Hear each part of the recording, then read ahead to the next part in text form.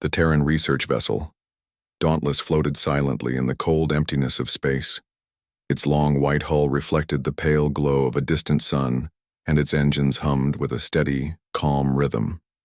To an outside eye, it might have seemed like a fragile shell drifting through endless night, but inside it carried the best of humanity: scientists, explorers, and dreamers. Captain Elias Morrow stood on the command deck, his hands folded behind his back, staring at the endless stars beyond.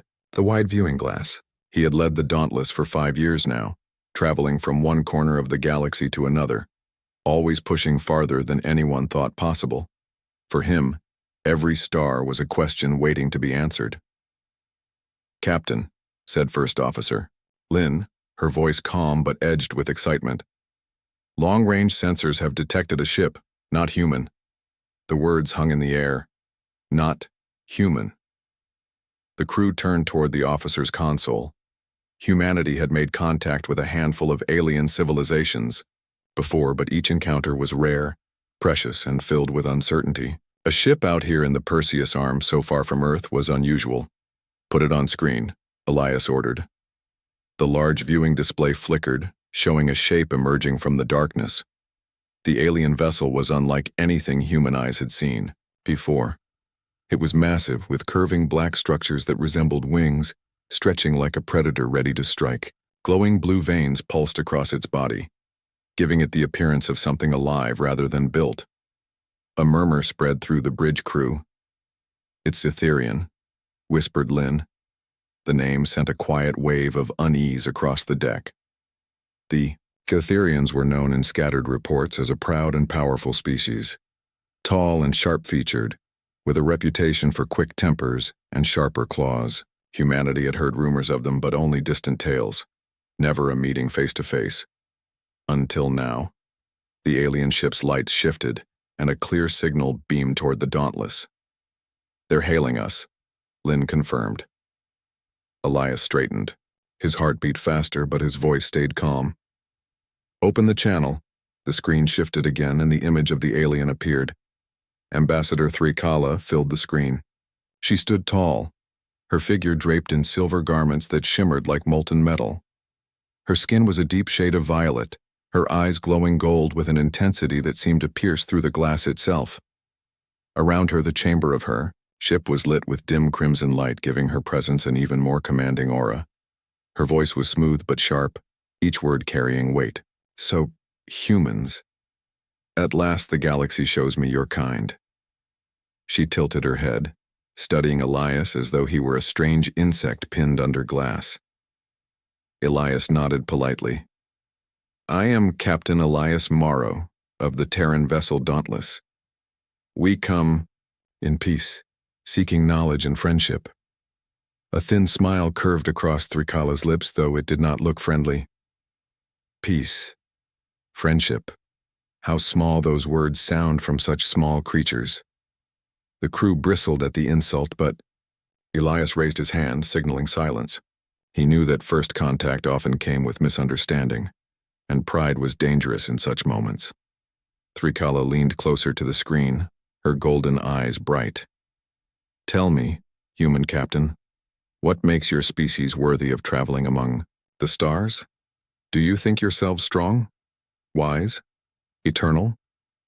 "We think ourselves curious," Elias replied, his tone steady. "We seek to understand. That is our strength." Her smile widened. Curiosity. A child's answer. She paused, as though considering something deeply, then spoke with sharp command.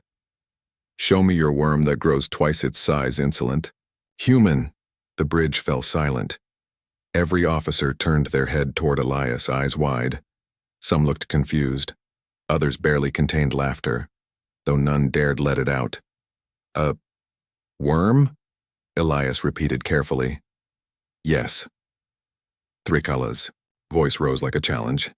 "In our tongue, it is the proverb of growth, the test of worthiness. A worm begins small, weak, and easy to crush. But the worm that can grow twice its size, that worm is the master of survival. Show me yours if your people are not a joke." The crew exchanged quick glances. To them it sounded absurd, almost comical, but Elias caught the seriousness in the ambassador's eyes. To her people, this was no joke. It was a demand, a trial.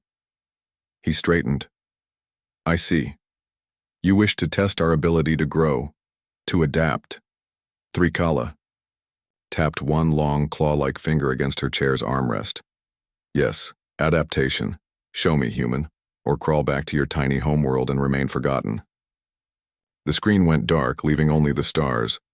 For a long moment, silence filled the command deck. Finally, Lynn spoke, her voice low. What exactly does she want us to show? Elias let out a breath. That is the question. He turned to his officers. To her, this is more than words. This is their way of testing us.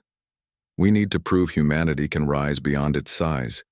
The science officer, Dr. Patel, raised a brow. She asked for a worm, literally. Do we even have earthworms aboard? Muttered the engineer, half to himself. A ripple of quiet laughter spread across the crew, breaking some of the tension. Elias allowed himself a faint smile. Maybe not. But this is bigger than a worm. It's about showing what we are. The question is, how? He began pacing slowly across the deck, his mind racing. These Etherians valued strength, yes, but also cunning. Their proverb was about transformation, about growth under pressure. If humanity failed to show something worthy, this fragile first contact could collapse into hostility. Lynn leaned toward him. Captain, we can't afford to take this lightly. If they see us as weak, they'll dismiss us. Elias finished for her. Or worse. He turned back to the stars. Somewhere out there, beyond the cold silence, an alien ambassador waited, testing humanity's spirit with a challenge that sounded strange, but carried deep meaning. Captain Elias knew one thing. Whatever they showed next had to define humanity, not by size or strength, but by something greater. And in that moment, under the watching eyes of the crew, he made a quiet vow. Humanity would not fail this test. The bridge of the Dauntless remained tense after Ambassador Thrikala's demand. Her words echoed in every crew member's mind like a riddle they could not solve. Show me your worm that grows twice its size. Captain Elias Morrow stood, silent for several moments, letting the weight of the challenge sink in. The crew whispered among themselves, some confused, others amused, but all uneasy. Finally, Dr. Patel, the science officer, broke the silence. Captain, with respect, did she really mean an actual worm? An earthworm? The engineer, Lieutenant Brooks, chuckled nervously. If she did, I'm afraid we're unprepared. I left my worm farm back on Earth. The bridge crew laughed. Lightly, but it was a laughter forced by nerves. Elias raised a hand, calming them. No, she wasn't speaking literally. For them, the worm must be a symbol. Growth, adaptation, resilience. That is what she wants to see. First Officer Lynn frowned. But Captain, if we guess wrong, it could insult her. Aliens don't always share our ways of thinking. What if her people see our answer as ridiculous? That's the risk, Elias admitted. But if we do nothing, we fail the test without even trying. The crew fell quiet again. All of them knew what was at stake. Humanity had waited generations for chances like this. To fail here at the first meeting with the proud Etherian people would set humanity back for decades, maybe centuries. Elias walked slowly to the center of the deck, thinking aloud. She asked for proof of growth, of becoming more than what we appear to be. The question is, how do we show that? Dr. Patel tapped his console, bringing up images of Earth's creatures. The earthworm was her example, Captain. Small but able to regenerate, able to live hidden, and to enrich the ground it passes through. Maybe she respects that kind of survival. But a simple worm? Brooks objected. That's hardly impressive. We're standing here on a ship that crossed light years. Surely that shows more than a tiny creature. It might not be enough, Lynn added softly. To her, our ship is still small compared to theirs. She sees only weakness. Elias nodded. Then we must show her something greater. Not only survival, but transformation. A strange debate. The officers gathered in the conference chamber, away from the bridge crew. Holographic displays flickered above the long table showing simulations, designs, and reports. Elias began the meeting. We need an answer to the ambassador's demand. Ideas? Dr. Patel leaned forward. We could demonstrate our engineered biosamples. Remember the adaptive nanotech? The small worm-like constructs that expand under energy? They literally grow twice their size. That may be too literal, Lynn warned. If they see us using machines to mimic a proverb, they may think we don't understand the meaning behind it. Brooks crossed his arms. Or maybe it's exactly what they want. Something physical, something undeniable. The debate went back and forth, each voice rising with urgency. Some argued for science, some for technology, some for symbolic gestures. At last, Elias spoke, his voice calm but firm. Listen, what the ambassador seeks is not a worm nor a trick. She is testing our nature. Do we shrink when mocked? Do we break when challenged? Or do we rise beyond expectations? That is the real test. The officers quieted. Elias's words carried weight, reminding them of what it meant to represent humanity. The crew's unease later, as the ship drifted, near the Zetherian vessel, whispers spread among the crew. What if she destroys us if we fail? One technician asked nervously. They say the Zetherians conquered 3 species before they even left their own system, another replied. And now they're staring at us like children playing with toys, muttered a third. Fear was natural, but Elias knew he couldn't allow it to spread. He walked through the ship, speaking to crew members directly, encouraging them, reminding them of why they had come so far. Every species has its own pride, he said to them. But remember this. We are human. We endure. We grow. That is what we will show. Preparing the demonstration, Dr. Patel and his science team worked quickly. In the lab, a small chamber held the adaptive nanotech organisms, tiny constructs inspired by the earthworm. They were flexible, able to absorb energy, and could double in size when stimulated. As Patel explained to Elias, it isn't just about the physical change, it's about showing potential. These constructs can evolve, adjust, and survive, where others cannot. In a way, they are the perfect symbol of humanity itself. Brooks grinned. And if she wants something more dramatic, we can amplify the effect. Double, triple, maybe even more. Elias nodded, though he felt a quiet unease. Would the Zytherian ambassador understand? Or would she see only toys and mock them further? Still, they had to try. The signal came again. The Zytherian ship lit up with a bright pulse, demanding attention.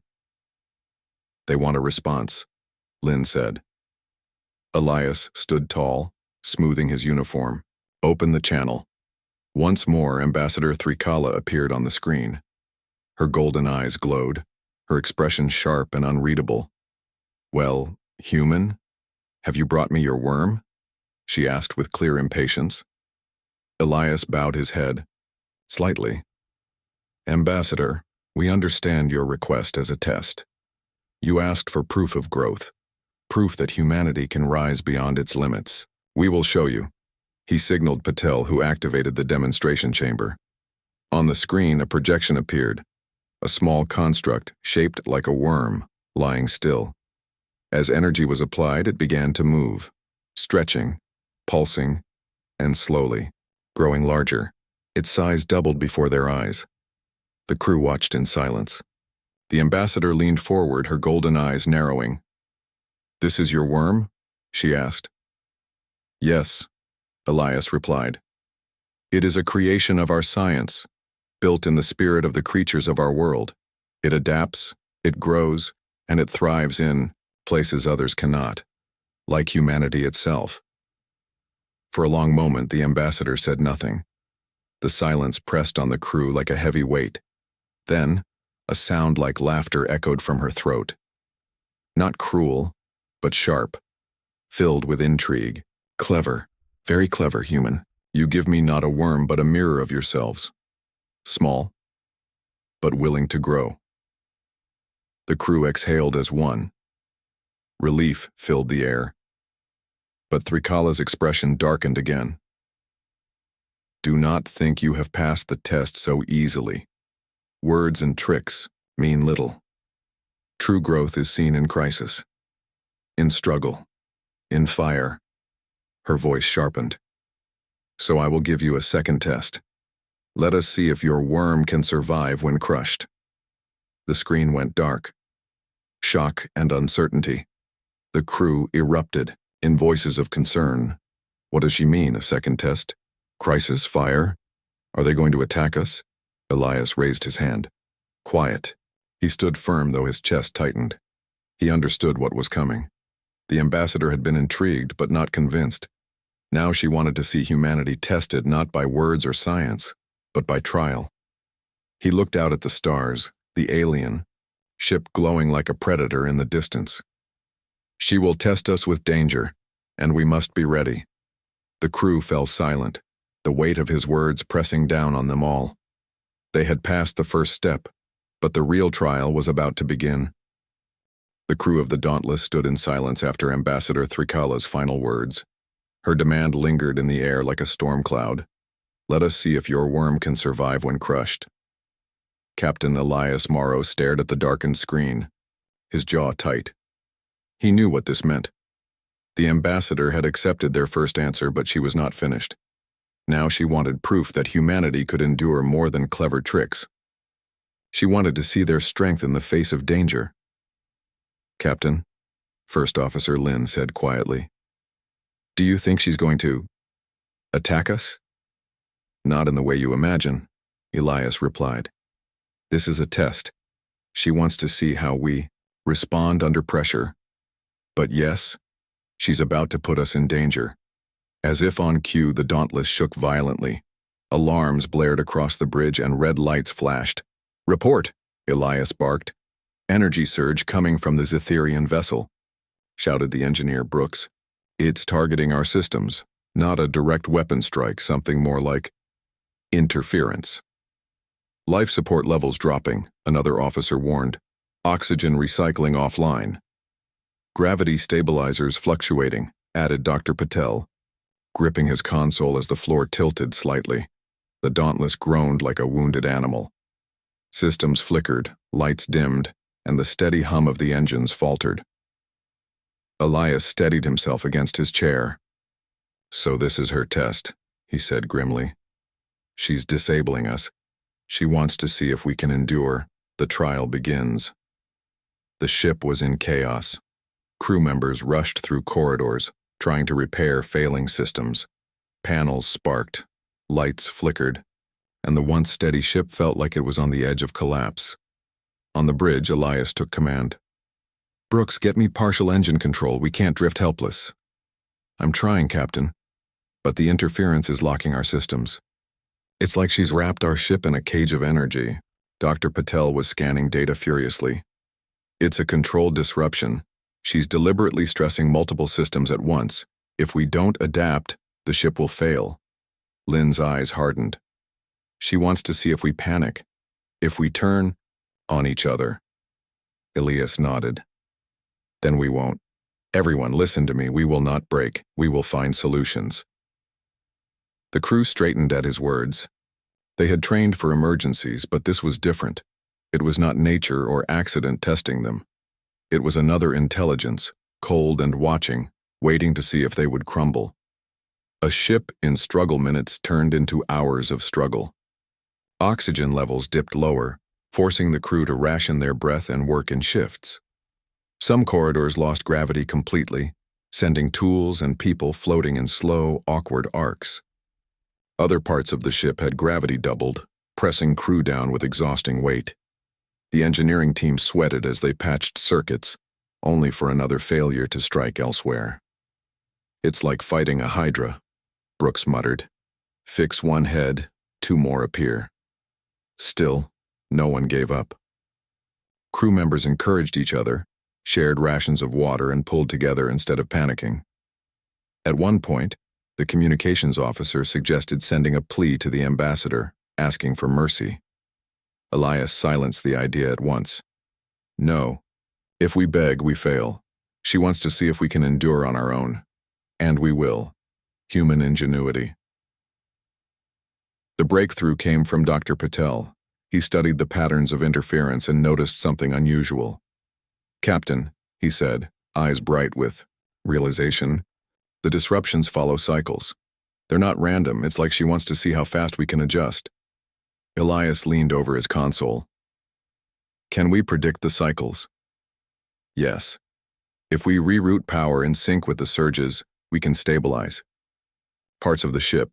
Not everything, but enough to survive." "Do it," Elias ordered. Patel and Brooks worked together, hands flying across controls.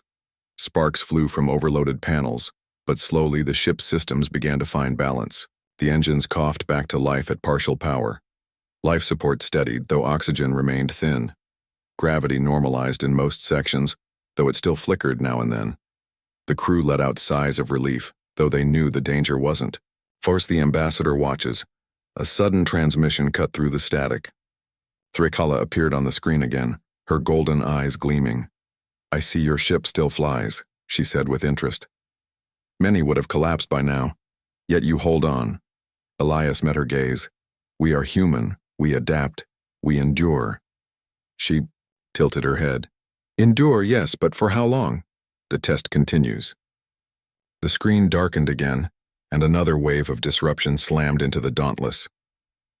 The breaking point. This time, the damage was worse. The main power grid overloaded, plunging half the ship into darkness.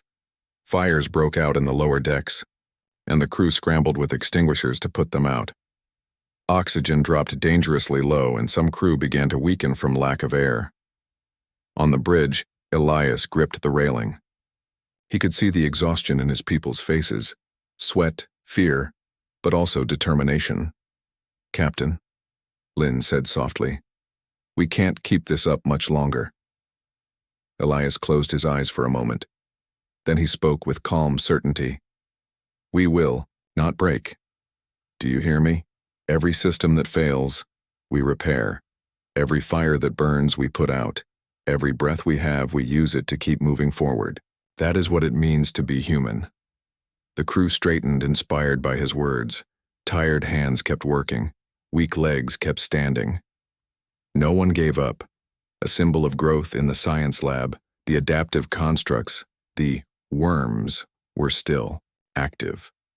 Patel watched as one of them stretched and grew in response to the unstable energy. He called Elias over the comm. "Captain, you need to see this. The constructs aren't breaking down under the interference. They're adjusting, growing, stronger. They're surviving the same trial we are." Elias smiled faintly. "Then they are us, a symbol of what we're proving." He ordered a live feed sent to the ambassador's ship, showing the constructs thriving under pressure. The turning point moments later, the screen lit again. Thrikala appeared, watching both the ship's struggle and the growing constructs. Her golden eyes gleamed with intrigue. "You fight the storm, and your little creations grow within it. You do not collapse, as others have." Curious. Elias faced her with steady eyes. "You asked for our worm. You asked if it could survive when crushed. Here is your answer. It grows stronger when tested, just as humanity does." There was silence. Then, slowly, the ambassador's lips curved into something resembling respect. "Perhaps," she said, softly, "you are not as small as you appear." The interference ceased. Systems across the Dauntless steadied. Oxygen levels rose, lights brightened, and the ship sighed with relief as though waking from a nightmare. The crew erupted into cheers, some hugging, others laughing with pure relief. Elias allowed himself a small smile, but he did not celebrate yet. The test was over, but the true outcome still rested in the ambassador's judgment. The aftermath. The crew worked quickly to repair the damage. Though tired, they moved with renewed energy, encouraged by their survival. Elias gathered his officers in the conference chamber. "We've passed a trial few could have endured. But we must stay cautious. The ambassador respects strength, but she is not done judging us. This is only the beginning. Dr. Patel looked thoughtful. She called us curious. That's not an insult, it's the start of respect. Lynn nodded. We showed her more than machines, we showed her spirit. Elias looked out at the stars, his voice steady. Yes. And now we must prove that spirit again. Because for humanity, every test leads to the next. The Dauntless drifted silently once more, systems stable, crew breathing easier. But in the distance, the Scytherian ship glowed like a watchful eye, its ambassador surely planning the next challenge. And deep in his heart, Elias knew the truth. Humanity had only begun to prove itself. The Dauntless floated in silence after the storm of trials ended. Its systems hummed weakly but steady, like a tired heart still beating.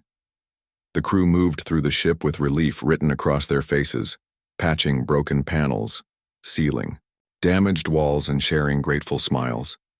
For the first time since the encounter began, they felt hope. The energy attacks from the Scytherian ship had ceased. Life support was stable again. Fires were out, engines running, and the ship's lights glowed steadily. Humanity had survived. Captain Elias Morrow stood on the bridge, hands resting on the railing, gazing out at the alien vessel. Its massive black wings still glowed with faint blue light, elegant and dangerous like a predator at rest. He knew Ambassador Thrikala was still watching them, studying every move. First Officer Lynn stepped beside him. Captain, she said quietly. If she wanted to destroy us, she could have done it already. Maybe we really did pass her test. Maybe, Elias replied. His eyes stayed fixed on the alien ship. But recognition from someone like her doesn't come easily. She respects strength, but she respects proof more.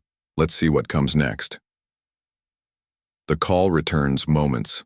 Later, the bridge lights shifted. A signal was coming in. Ambassador Thrikala requests communication, the comms officer announced. Put her through, Elias said. The screen came alive, and once again the ambassador filled the display. Her tall frame was regal as ever, her silver garments reflecting the crimson glow of her chamber. But this time her expression was different. Her golden eyes were less mocking, more curious, almost thoughtful. You surprise me, human, Thrikala said slowly. Many species I have tested before you broke within minutes. They begged for mercy, or turned against each other. Yet, you held together. You repaired, endured, and even grew stronger. That is unusual. Elias inclined his head slightly. You tested us, Ambassador. We did what humans always do. We adapt, we endure. That is our way. She tilted her head, studying him as if searching for cracks in his words. Adaptation. Endurance. Many claim such things. Few prove it. Her golden eyes narrowed, but there was no cruelty in them now. Tell me, Captain, why do you push? Into the stars? Why risk your fragile lives in ships that can be torn apart so easily? What drives humans to leave the safety of their small world? The crew listened closely. This was more than a question. It was an opening, a chance to explain who they were. Elias spoke with quiet strength. Because we are not satisfied with only what we know. We look at the unknown and we want to understand it. Every star we see calls to us. We are small, yes, but we grow by reaching, by learning. That is what it means to be human. The ambassador studied him silently, her face unreadable. Finally, she leaned back in her seat, her claws tapping slowly against the armrest. Curious, she said softly. Debate on the bridge. After the transmission ended, the crew erupted in discussion. She's starting to respect us, said Brooks, relief clear in his voice. Or she's preparing another test, Lynn warned. Dr. Patel folded his arms. She asked why we travel the stars. That's important. Maybe she's not only testing strength but also searching for purpose. Elias nodded. Exactly. For her people, strength is survival. But for us, survival alone isn't enough. We, Must show her that humanity's drive is not just to live, but to grow, to dream. The crew absorbed his words. They knew this was their chance to change the way the ambassador, and perhaps all of her people, saw humanity, the message of growth. The next time Thrikala called, Elias was ready. She appeared on the screen, her golden eyes sharp. "Human, Captain, I have seen your endurance. Now show me your growth. Tell me why your people matter." Elias spoke slowly, each word measured. "Ambassador, when you asked for our worm that grows twice its size, you challenged us to prove we can rise beyond weakness. We showed you our creations, yes, but more than that, we showed you our spirit. Humanity grows in every way, not only in size, but in knowledge, in unity, in hope. Every challenge makes us stronger." He gestured toward the crew around him. "When your storm struck us, we did not collapse. We helped one another. We found solutions. We endured together. That is what makes humanity different. We do not grow alone. We grow as one." The bridge was silent. The crew held their breath, waiting for the ambassador's response. On the screen, Thrikala's expression softened ever so slightly. Her golden eyes gleamed with thought. "You speak of unity, of growth through struggle. These are not the words of children." She paused, her sharp features reflecting an emotion almost like respect. "Perhaps your species is more than I believed." The ambassador's story. For the first time, Thrikala spoke not with challenge, but with memory. "Long ago, my people were not united," she said. "We fought among ourselves for centuries. Only when the storms of our dying world forced us to adapt did we finally become one. The weak perished, but the strong survived. We became who we are through fire." She leaned forward. "Now I see your kind face your own fire, and yet you do not turn on each other. You endure together. This is rare." The crew exchanged glances. It was clear she was revealing something important. Elias seized the moment. "Ambassador, humanity's strength is not in being the biggest or the strongest, it is in rising together. If we fall, we rise again. If we are small, we grow. That is our path." For a long time, Thrikala stared at him. Then slowly she nodded. Respect earned. When the screen darkened, the bridge filled with quiet joy. "She respects us," Lynn whispered. "She truly does." "Doctor," Patel smiled faintly.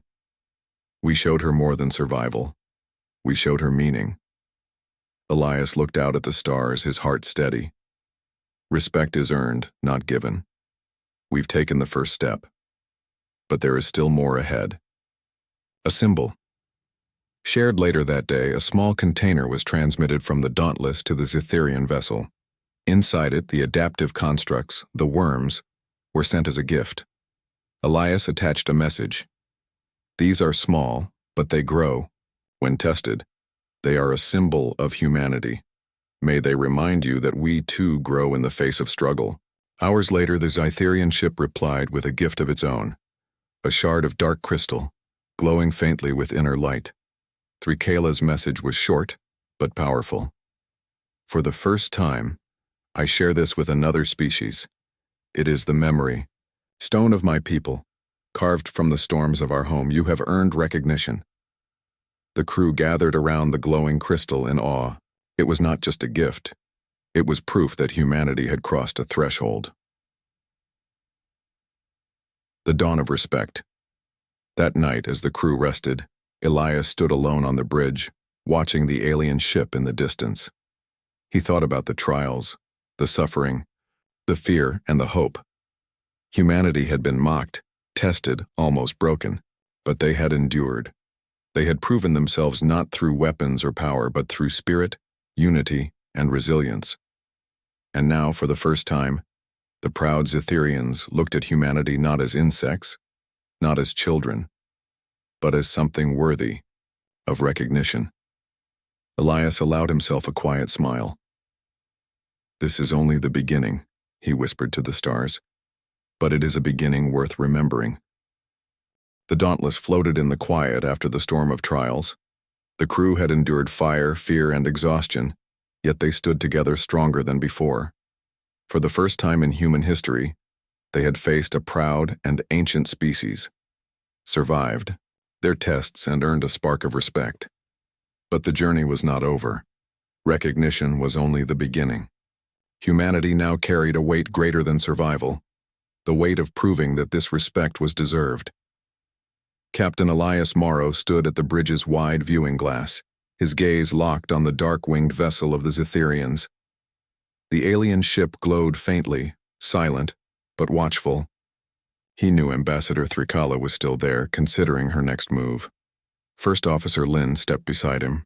Her voice was calm, but her eyes revealed the same thought that troubled Elias. "Captain, do you think this is truly the end of her testing?" Elias shook his head. "No, for her this is only the first measure, but it is enough for today. We showed her who we are. The final call us." If summoned by their words, the bridge lights shifted. A signal pulsed across the deck. "She's hailing us," the comms officer said quickly. "Put her on," Elias ordered. The screen lit, and Ambassador Thrikala appeared once again. She sat tall in her crimson chamber, her silver garments shimmering like liquid metal. But her eyes, those glowing golden eyes, were different now. They no longer carried mockery. They carried thought. "Human captain," she said slowly. "You have endured the storm I placed upon you. You have shown me your worm that grows when crushed. You have spoken of unity, of growth, of dreams. Few species have ever lasted this far." Elias bowed his head slightly. "We thank you for your recognition, Ambassador. But we did not endure for your approval. We endured because that is what humans do. No matter the trial, we rise again." Thrikala studied him for a long moment. Then she spoke with a voice that carried both command and respect. "Then hear this, Elias Morrow of Earth. I, Thrikala of the Zetherians, declare that humanity is worthy to walk among the stars. You are no longer unseen. You will be known." The crew erupted in cheers. Relief and pride filled the bridge. Humanity had been tested and humanity had passed. A gift of the stars moments later, a transmission arrived. It was not words, but a star map. Vast, intricate, filled with routes spanning the galaxy. Each glowing path represented ancient trails, once used by civilizations long gone. Dr. Patel gasped as he studied it. "Captain, this is no simple map. This is a chart of the old starways. Safe passages through wormholes, gravity streams, and hidden routes. With this knowledge, we could travel farther than ever before." Brooks let out a low whistle. "It's like she just gave us the keys to the galaxy." Elias stared at the glowing lines, his chest heavy with awe. "It's more than a gift. It's a test of trust. She's saying we are ready." A warning with the gift, the screen flickered again, and Thrikala's voice filled the bridge. "But listen well, humans," she said. "These paths are dangerous. Many who tried them before you fell into darkness. Civilizations greater than yours crumbled because they were not ready. The spark of growth is rare, but it can die quickly if pride blinds it. Do not waste this chance." Her golden eyes sharpened, like fire piercing the void. "You call yourselves dreamers. Prove it. Prove it by reaching farther than any before you, and by standing when others fall." The screen went dark. For a moment, silence filled the bridge. Then Elias spoke quietly, his words carrying to every ear. "We will prove it. For humanity, this is the dawn of something greater." The crew reflects that night the ship was calmer. Systems repaired, lights bright, oxygen steady. The crew gathered in the mess hall sharing food and stories. Some laughed at how strange the first demand had sounded. "Show me your worm." Others spoke of fear during the storms, when it felt like the ship might be torn apart. But above all, they spoke of pride. "We didn't just survive," Brooks said firmly. "We showed them who we are." Dr. Patel nodded. "We showed them we grow even when crushed. That is the human story." Lynn raised her glass of recycled water.